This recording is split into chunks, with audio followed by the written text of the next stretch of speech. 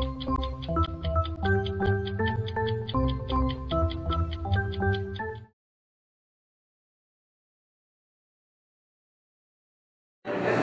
evening, this is Your Time. I'm your host, Dawn J. Paul, and we are here with Lieutenant Colonel Sean Seibert, who is the Republican congressional candidate for the 18th District of Texas. How are you? I'm doing great, Dawn. How are you doing? Good. I want to thank you for talking to us. This is basically just to get it out there to the voters who you are. Yes, ma'am. Okay. I appreciate you being here and listening to me. Okay. Well, would you consider yourself a moderate or conservative? Well, it's kind of a split. I'm a fiscal conservative, but I'm a moderate in most other areas. It's something like Rudy Giuliani used to call himself an urban Republican. It's a little bit different. It's still some of the conservative values, most of the conservative values. It's just a little bit different in the urban areas. So you take on a little bit more on the social issues, different, more moderate, and you have to learn how to work with all groups as an urban Republican.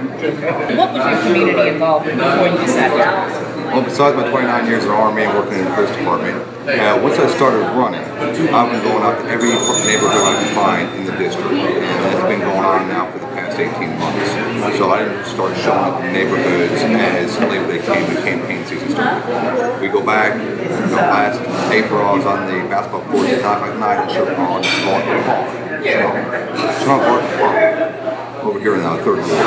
So I mean, even though I haven't been a community activist or anything like that, my service to the community has been through the military, through the police department, and since I was running, I've always been out there. Okay.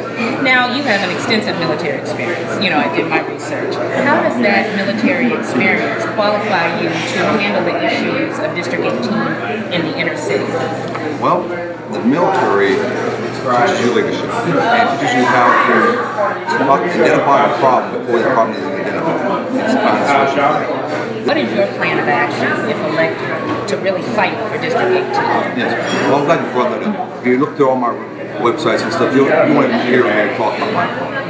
And I don't believe in talking about my party because this is a job interview with the people. They have to know what I stand for and what they're about to hire. My plan of action when I first got to D.C. is to start working on the debt. First thing I always say I'm going to do is refer my oath to the Constitution. Another thing I'm going to do is pick up the phone and call the Democrat. Because we have to work together to solve these problems, these issues. You can't dig your heels in and play tug. You can, like Reagan and Tibonier, I mean, they go at it during the day and different policy issues. But at the end of the day, they went and had a beer together or drink their scotch together and they're friends afterwards. You can still be friends and still be colleagues, but have different political ideologies and still get the thing done. Remember, we're being elected to solve the country's problems and create a better future. So those are some of the things I'm going to do. The other thing is, once I get elected, we're going to have a hiring board that's made from different community leaders that actually look at all the resumes and score. That way it's transparent, and I can get a cross-section of our district to be working in the district office. I like to be able to start a program where we actually meet with all the elected officials in the district and support. That way, I can meet with Denise Parker, the mayor, I'll go to the mayor, sheriff, whether it be Louis Guthrie or Adrian Garcia.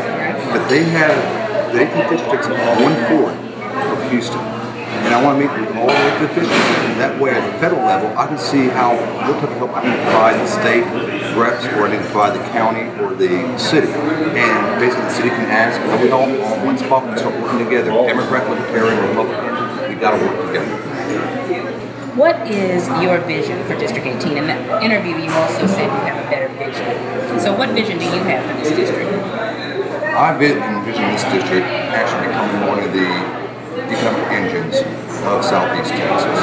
It has the infrastructure, it has the schools, it has the labor pool, it has the roads, the highways, the rail, the big airport, which I'm talking about, the borders on the port. With all that right there, I want to engage those people and get them back to work.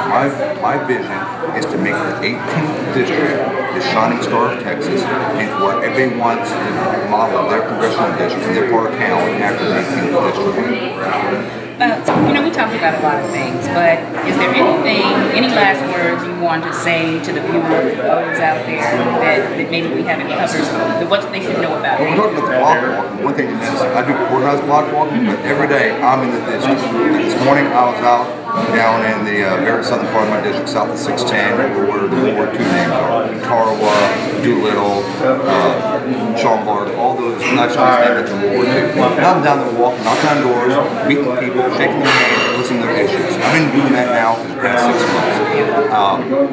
That's something a lot of politicians forget. They get elected and they forget why they're elected. They just go to their certain organizations and forget it's about the people. The last thing I want to tell the people out there is that I am for the people. I want to make a better life for our children and for you. I'm listening to you.